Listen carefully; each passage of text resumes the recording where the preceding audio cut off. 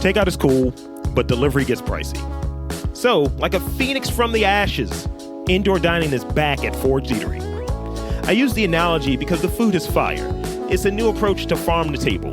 No overalls, just dope food. Try my favorites, like the mushroom stew with pine nuts and ricotta, the cornmeal fried happy oysters, and the seared duck breast. Also, ask about the chocolate chip cookie tins. Mini chocolate chip cookies with a dusting of sea salt. Simply delicious. Head on over to forgedeatery.com to check out the current menu options and make a reservation today. Forged is located at 3520 Chestnut Avenue in Hamden. Cats and kittens, I'm Rob Lee, and this is Getting to the Truth in This Art. Getting to the Truth in This Art is an interview series where I interview artists, entrepreneurs, and tastemakers contributing to the culture here in Baltimore. Oftentimes, you'll hear about the negatives, such as poor education, corruption, and violent crime. We're always in the news for that. Or we'll get the goofy questions like, is Baltimore really like The Wire? Is Baltimore really dangerous? The Wire was a television series, and Baltimore is no more dangerous than New York, New Orleans, or Philadelphia. Baltimore is cultured, creative, and vibrant. So I want to get to the truth about what's really going on in Baltimore. So check me out every week for interviews with the hottest artists, entrepreneurs, and tastemakers, and really get down into the real about what's going on in Baltimore. Nothing contrived, all authentic, all Baltimore. So check us out on every podcast platform. Subscribe today.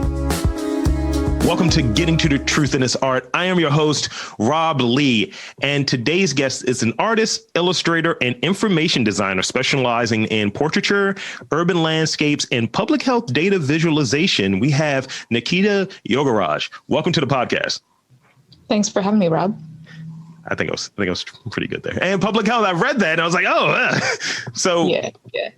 So those are multiple things coming together. What have you? And we had a little bit of a back and forth about this kind of outsider artist vibe thing. So let's talk about your work a little bit. Describe your work. Let's just go into a high level because your level, but I gave a really high level POV on it. So get into it from your perspective. Yeah. So I would call myself an emerging artist. I'm not really affiliated with any institution. And I'm mostly self-taught. I didn't really take art classes past high school, so I'm still trying to explore that. And my background is in public health. So, coming from a research staff into wanting to do more work in communicating public health data through visualization. Because I did some design work with my former position as a research staff member, but, wanting to really dedicate a lot more time to that and bring this design element into it more, because wanting to make information more accessible, especially in the context of this pandemic. And in terms of my illustrations and artwork, I identify as a Indian American woman who is the daughter of immigrants. And, I have several different themes, but really trying to explore immigrant identity is one of my key ones. That's good. And I think that's important in this weird kind of period where people are realizing that, there are other people here. Other people have stories and other people are people. I think that it's important to just have it there. And I try to do that in this podcast. It's like pretty much anybody should be able to pop up on this podcast and speak their truth. That's what I aim to accomplish, and just kind of picking out some of the guests and sliding into different folks' DMs and not getting caught off, because I get really nervous when I slide into someone's DMs. It's like, how is this going to be received? Hey, you want to be on a podcast? Yeah, totally. And I hope most people were flattered, and because I really appreciate what you're doing and I admire it. Well, thank you. So in the creative stuff, as you're saying that you're an emergent artist, so I'm kind of getting you early in the game or earlier in the game. So, I've talked to some people who are jaded and it's like the whole process sucks, but I get it done. For you, what is more challenging, starting a project or finishing a project? Finishing, definitely. I think when you're starting, especially when you're as, maybe you could say as scattered as I am, you probably have a million ideas. And they're going to bother you until you start them. But once you start them, you've started them, and then you kind of lose the energy or the motivation. And so that's really the most difficult part, is seeing it through, especially when there's no external motivation for it and it has to come from within. But I'm finding that finding an external reason to finish it is what kind of keeps me going. Yeah, I kind of put these like little weird deadlines in place. Like before we got on, I went live briefly because I'm managing 3 different podcasts, and Wow. I'm really behind. I've been podcasting for 12 years. I'm freaking an old person in it, but I Or a realized seasoned that. person. What'd you say? Or a seasoned person. Yes, I'm very seasoned. Just, a little bit of that all over me. And I recognize that I'm behind on one of the shows. And I was like, all right, I need to really look back at these deadlines and figure out, because ultimately to me, that's the project. It's like I have, let's say 30 different episodes of 30 movies that I'm going to review. And I got to do the oral history research, all of this different stuff. I was like, each one of these are different pieces of this overall deliverable. And I see where I'm kind of falling behind. So it's like, all right, you need to kind of adjust and reallocate that effort towards that. If you want to get it done, and if that's the goal, then hold yourself accountable for it and then put your time towards it. So because I want to finish it. I want to finish it because I like watching these movies and I haven't seen them in a while. So creativity, in a very broad sense, do you think it's something someone is born with or something that is developed over time? I think it can be both. I think that you can't just have one. Okay. I think that it needs to be something that should be nurtured and encouraged. I think especially when you're young, I read about how, kids are naturally very creative. And then as they get older, oftentimes it's sort of kind of narrowed down or kind of put into a box. And from personal experience, I actually grew up with parents who, wanted the best for me. They wanted me to have a stable life, and they worked hard for that. And so my dad was very much like, you can do art, but you can't do it as a job. Like, it's not a real job. And so kind of like, which probably is one of the things that sort of drove me into public health first, and then kind of like trying to do this second, or kind of evolving into that. So I think that nurture is important, probably more important than what you might think to be nature. Yeah. I think for me, I kind of ran into a thing when I was younger, because you're the first person that's answered it that way, by the way. And it's many times if I've asked, it's like, you got to have it. You got to be born with it. I was like, all right, I guess. And I agree with you. I think it's both. Like I used to sketch and draw and all of this stuff. And I remember for years, my relatives would, get them art supplies. Here's color pencils, and here's like drawing manuals and things like that. And at the time I was like, I'm going to be a comic book artist and an astronaut because I was a child. And that didn't really make sense, but it was always that early on, I knew this was something that I liked. And it's, as I've gotten older, it's like, how can I create something? How can I do something that I think is representative of me in a creative kind of space? Yeah. And I think it's totally true that you can be born with talent, but just because you're born with a certain type of skill, that's not the only thing that makes up creativity. And it's something that can be suppressed or nurtured in different ways. And creativity is made up of many different things. You can be creative in different fields too. So I stand by what I said. Well, you're right. I mean, I'll say it for you. Well, you're right. Cool. Hearing about, do you feel like you are doing a little bit more of that now outside of podcasting, or is podcasting your kind of creative medium? Apologies for the ambulance in the background. Oh, no. Well, ambulances are always in the background. Well, I'll put it this way. I think like I was this person where I won't reveal this because the songs don't exist. That's okay. I'm telling you, the songs don't exist. But back in high school, I was writing poetry, short stories, rapping, the whole gamut or what have you. Because ironically, at the same school, when I was younger, I was there for a program with like the School of the Arts or something. And they basically rejected my artwork and were kind of mean about it. And I was like, you guys are jerks. So I just abandoned it completely. And it was kind of one of those things where I was like, I'm not cut out for this. Where? And because, at 12 or 13, you don't need to hear that. So I always knew that I wanted to create something. So I kind of just shifted and found what worked. And this has worked for the longest time. Now, in it, as I've gotten into a more of a improvisational kind of space where for me, I feel like that's close to mastery of what you're attempting to do when you can improv off of it. then I was just like, you know what? This would be a goofy idea. Let me try to dip back into doing comics, but doing it in this way. So I've been writing comics and I hired an artist. So I've written 10 issues of a comic about cat lawyers because it's ridiculous.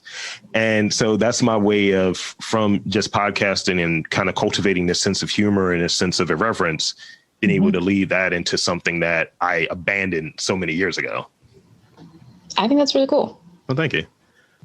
At what point in your life did you realize you had some creative talent? Like that's kind of this early questions, right?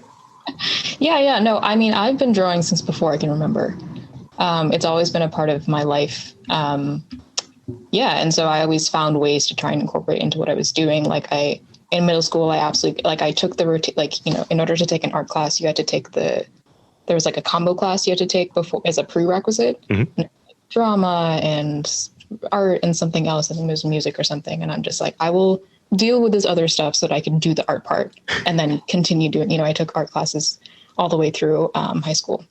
So, it's always been a part of my life. And I think the challenge has just been like, you know, when you have a day job or when you have the field, whatever field you're in, having time and the combination of like time and energy and creativity to kind of make it happen for yourself. But I realized that, like, you know, whenever I think back at the end of every year, like, what did I do in this year that made me feel like it was worth it? I was just like, it really only is the things that I created, you know, like the drawings that I made or the writing that I did in whatever capacity. So I was like, okay, I need to prioritize this. Yeah. I had this conversation with my partner regularly who, you know, I was remiss and I did not acknowledge her. She's written 3 of the issues of the comic and I've written other 7. But definitely much of a collaborator. It's like any idea I have, I bounce it off of her. And she's a writer by trade, but she also has a data job. And she's just like, I need to find a way to balance these things because one is paying me this lifestyle and being able to afford ridiculous typewriters because, you know, writers and things like that. And I arrived at that space at a long time ago. I want to say maybe when I started this podcast, I knew that the day job was the mechanism to fund this creative stuff. It was my way of getting out my dreams. And every now and again, I try to marry the two, like getting paid the podcast. And at one point there was this real sellout moment that I had with Hopkins, interestingly enough, where Project Muse had somebody and they had some podcast thing there. And I went there with all of my skills and my marketing background, all these requirements for the job, shaved, cleaned myself up, went in there and didn't get the job for whatever reason. I felt like a complete sellout. And I was like thinking, I was like, maybe this is the universe or something telling me like, maybe this peanut butter and this chocolate shouldn't be together. Maybe they should be 2 separate entities and one funds the other. And since then, I've been very protective of keeping that line there and making sure it's not a dotted line, a legitimate line. So, yeah. And I think, I think that's something that I'm still learning. And I think I have to go through this, you know, as you said, you need to kind of experience the moment where the universe tells you like whether or not this is a good idea.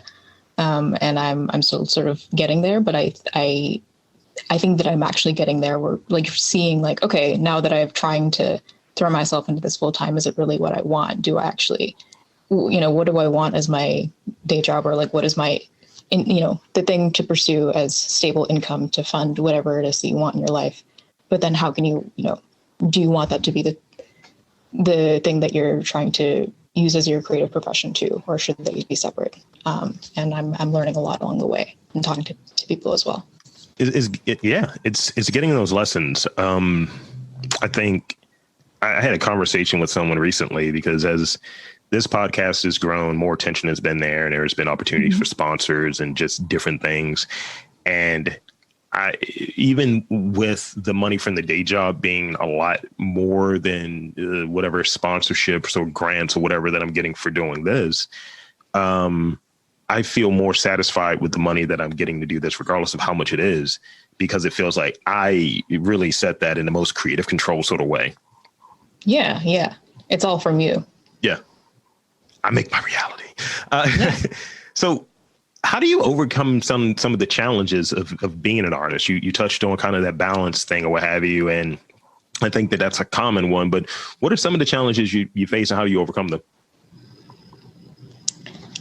Some of the challenges that I'm currently facing as an artist. I think as an emerging artist, I think I'm going through a phase that probably a lot of artists go through. And I think I'm sort of flailing a little bit on my own, or it feels that way. I think just because I don't have a specific, I didn't go through an institution in terms of getting an MFA or an arts degree and kind of something to kind of structure my thinking around how I should approach this. But, my biggest challenge is like finding my niche. As I guess like a multidisciplinary person, I don't want to scrap any of the ideas that I have, no matter how different they are, or, kind of not willing yet to kind of pick one theme of subject or medium and stick with it. But also knowing that that is something that is expected of me in order to go from emerging to established, I think, in the long term. But I think that's where not having your creativity be your primary profession can come into it, in terms of like, you can do whatever you want creatively. It doesn't have to stick to something. I think if it's not something that you're trying to rely on for a stable income. No, I know that I really admire, just because I think of maybe the work that's associated with, and it's like, yeah, you're living it. When someone has more than one thing, like when someone's a multi-instrumentalist, or someone's like, yeah, I rap, but also I actually do clothes, or I'm actually a painter, I'm an accomplished painter. And it's like, yo, you got multiple things. Like, how do you find the time? I admire it from that standpoint. Tell me about your process. I want to steal it. And, I look at it from that perspective. So I think sometimes like, finding that niche is important, but I think that's for other people to do. I think you just create, and I think that's what you'll find. Yeah, no, that's true. And when I see people like that, when we're doing multiple things in that way, and I'm like, wow, you're really living life to the fullest. And I think at the end of the day, that is something that a lot of people want. Is like, how do I feel like my life was, worth it when I'm old and kind of looking back on it. So let's talk about influences a little bit, but I'm going to frame this in a weird way. Okay. Because most of the things I say are weird, by the way. I think we're on the same page. Oh, wow. So I kind of got this question from speaking to someone who's a jazz musician, and he made the point. He's a saxophonist by trade, and he made the point. He's like, oh, I'm not only inspired by other saxophonists, and I'm not only inspired by other people who are in my particular medium. So in that like spirit, who are some of you, or what are some of your influences that are outside of your creative mediums? Influences for my art, or? Yes, sure. Okay. So, in terms of what influences my creativity, I guess I've always been a big reader. I grew up reading lots and lots of fiction. And at times it was this kind of thing that kind of kept me sane, especially when I was living with my parents sort of separately. And it's something that definitely, when you feel like you're kind of in your head too much, or you haven't gotten out of the house, reading for me helps kind of get out of that mindset and kind of introduces new ideas. It can help you, for me at least, bring up memories from my life that I would have maybe not thought about for a long time, or, didn't even know that I had forgotten from years ago. And so it just kind of introduces new things into your headspace that then can influence the ideas that you have creatively. So I would say like reading, and definitely taking a walk outside, and music. And also I'm just a huge article reader. So I think all of those things together kind of mix up in there, and kind of some ideas emerge from that. Okay. So you've laid a trap for yourself. Now I have to ask you specifics on that. What's a book that comes to mind in terms of that fiction, and what's the last song that you've listened to? So you might have seen this if I didn't post about it a million times already, but I have a specific art series that's just like women of color who are creatives, and like the ones that I've highlighted the most for myself are fiction writers who are their books I read frequently. So one of my favorite authors is Arundhati Roy, who also does a lot of nonfiction. And I've literally just like, tried to honor them by painting drawing their portraits. And that's sort of me, often an intersection of art and writing.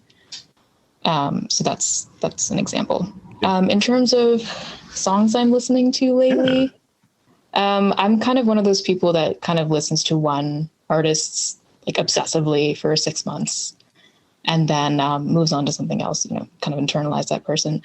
One person I've been listening to for a long time is Anik Khan. And a favorite song from him is kind of changes with the season.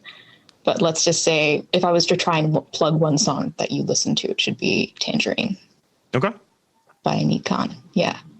I'm gonna look this up. I'm gonna put it on Spotify. I'm gonna check it out, and we'll talk further about that. So ultimately, I have a few more questions, and it's one that's it's the headache question, I like to call it. It's the question that's had people run away. It's a very Baltimore oriented question. Okay. So what do you enjoy doing when you're not working? I would imagine it's in that reading space, is maybe in the fiction or being in nature, taking that walk. What are some of the things you like to do outside of your creative stuff and outside of the day job, obviously? But I love coffee shops. I mean, I can't go to them as much in Baltimore given the pandemic, but I love all the small businesses in Baltimore and like following them and just being out and just like feeling part of the community by going to them. So maybe that's probably what I do in my spare time, is like go out and like eat bramble bakes and go out and get coffee. Not so much anymore. But yeah, that's what I do in my spare time, I guess. It's funny you say that. I had Allie on from Bramble Bakes recently, and she's doing a custom birthday pie for my partner because she does not like cake. So we're doing something special for her. It's going to be a pie. And Bramble Bakes, that interview was really cool, and it was good to learn more about that business. So how do you take your coffee? Cappuccinos always. I judge a place by their cappuccinos. I always get the cappuccino. See, me and you on the same page. We're a rock here because I've had bad cappuccinos this week, and they were all from the same place. Oh, no. But just different baristas, and the one that gets it right every time was there today, and I was like, okay, I'm ending my week off right. Yeah. You don't have to say what your bad place was. I also feel bad that I've only name dropped one business. So I don't want to be biased. I love Bird in Hand. I love Red Emma's. Tango. Yeah. Yeah. Just get them all. Just like here's 4 of them. Yeah. Make sure a hot one is there for me. Let's go. Yeah. I like the nice cold brew too. I go to Sophomore. Also they've been on Sophomore. Sophomore's great. Yeah. And I go there. It was a ritual every Sunday morning. I go there, regardless of how cold it is. They make fun of me every time. It's like, I will take an iced coffee with cinnamon and simple syrup, extra cinnamon. Yeah, no, you have your ritual, so. All the time. Yeah. Freezing. So how important is it for you? Because I hear a lot about the artistic community in and around Baltimore. How important is it for you, or maybe even the people that you talk to, like these conversations maybe? How important is it to be around other artists and other creatives to kind of stimulate that fellowship in that community? How important is it for you? I think it is really important. I think right before the pandemic, I sort of put more time into my art the year leading up to the pandemic outside of my job. And whenever I had gotten, the opportunity to do events in which I met other artists in Baltimore and in DC, it did so much for me, and I, felt so energized for it. And I think it is really important to me because that is how you grow in terms of having people that you look up to and feel mentored by, and feel supported by, and vice versa. I think I wish I had a little bit more of that during this time. And I'm trying to make that happen for myself, virtually, if not, not possible in person. So I think it's really important to be a part of a community and support each other especially in a time where, you really need that mutual aid. Yeah, I think that's the thing that's even like missing sometimes. I think as far as we have this community here, I think sometimes, and I have my own as an outsider, right? I'm not even emergent. I'm just an outside tangential. And I think it's one of those things where it's a community, but also it's cliquish at the same time. And that's a little bit of an issue because all I can say is I talk to everyone. And it's like, I mean, there's a lot of tea that's spilled after this mic goes off. I'll say that much. It's like, I've learned so much. Yeah, I guess it's always, a downside of a small place or a small community. I have not yet gotten to that point in Baltimore, but I'm still kind of growing and learning. But I've seen that with small places. We're going to corrupt you. We're going to make sure you know about all the tea. Oh, yeah. No, I look forward to it, kind of, even though it'll stress me out a little bit because drama stresses me out. But yeah, no, I think that sort of comes with it, unfortunately, for better or for worse. And, in the same way that families might be that way. You kind of love them, but you kind of have to deal with them, too. I agree. So the last question I have, and I'm going to preface this by saying it's almost like when you go to a restaurant and someone asks you, do you have any food allergies? Okay. Do you have any food allergies? Do I literally have any food allergies? Literally, before I had to preface it because the last few times I've asked this question, people are like, oh, I can't eat that. I'm like, okay. No, I don't have any food allergies. All right. Who has the best crab cake? I feel really bad because I like seafood, but I haven't had enough seafood out in Baltimore. All right. So I can't answer that question. So sorry. Yeah. Okay. I always have a backup. A true Baltimorean. We gotta get you straight. I have one backup then. Okay. This one is usually the harder one. This is the real authentic Baltimore question. Okay, let's do it. How do you do your chicken box? In terms of where do I get chicken from or what do I have in the box? What do you have in the box? Yes. What do you dress it with? Is it hot sauce, ketchup?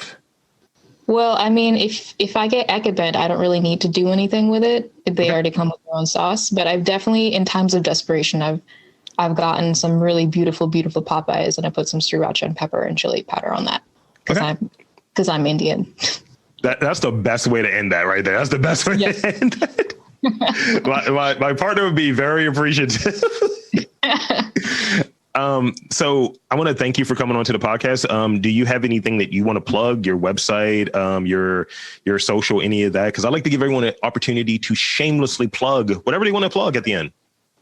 Yeah, no, thank you for that. So yeah, anyone is welcome to follow me on Instagram at Nikita VY Art, website www.nikitayogaraj.com. I think at this very moment, too, I just want to put in a plug, too, for some organizations that I'm volunteering with. The Joy's Free Store in Charles Village and Barclay and Able Mutual Aid and the We Keep Us Safe Collective are currently doing a safety drive in which they have pulled in lots and lots of supplies for Baltimore folks in need.